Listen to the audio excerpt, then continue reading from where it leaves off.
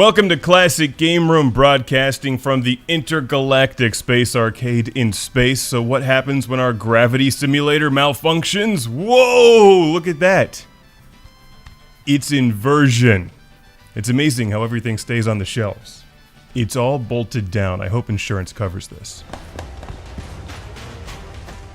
It's not just another duck and cover style shooter because the name of the game is Inversion. Which, unlike a lot of other games, is such a cool title, it needs to be whispered with reverb. Inversion. Because it sounds like a fancy restaurant or nightclub where you're not allowed to wear sneakers. Inversion.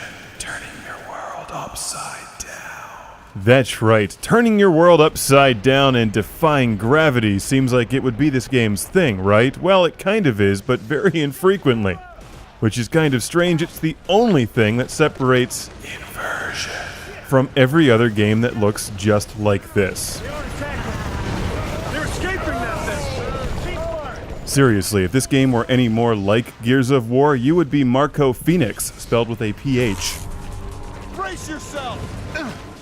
Inversion is another one of these games. It's playable, it has its moments, and you can lift enemies with gravity and then shoot them while they're floating in midair.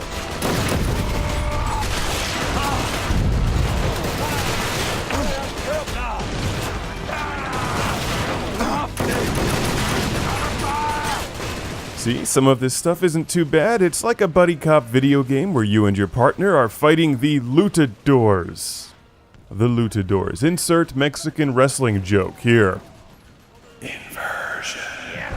Alita no man fear. Not say stupid. Hey. The whole game reminds me of Mad Max Beyond Thunderdome, and that has its ups and downs. It wasn't the best Mad Max movie, but at least it was a Mad Max movie. And the same can be said here. It's not the best game in this genre, but at least it's there to kill some time if you like playing games in this genre.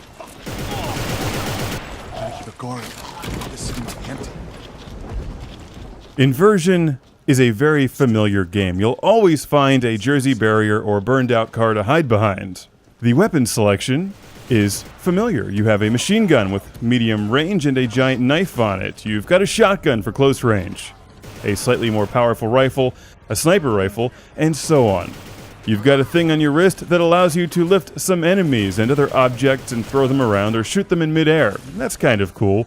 And there's parts of the game where gravity is totally messed with, which I think is the game's best feature. I'm just surprised to see it used so infrequently.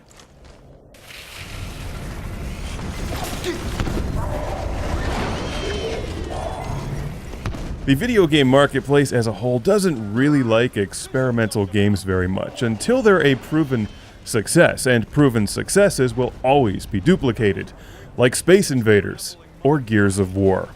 Inversion's biggest problem, beyond the fact that it doesn't live up to its cool title, Inversion, is that it's so similar to Gears of War. The enemies even sound the same, and the gameplay feels the same, but it lacks the charisma of Gears of War. To be honest, it doesn't have John DiMaggio and the clever writing, but it has the familiar gameplay that you very well might enjoy if you give it a chance.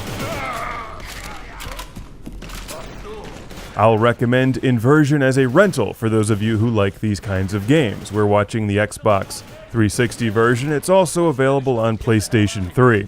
It has a single-player campaign, it's got multiplayer. It's Inversion, which is not as good as Gears of War, but it's a lot better than watching Tina Turner act. What's gravity got to do with it? Inversion. Why am I whispering? Can you hear me?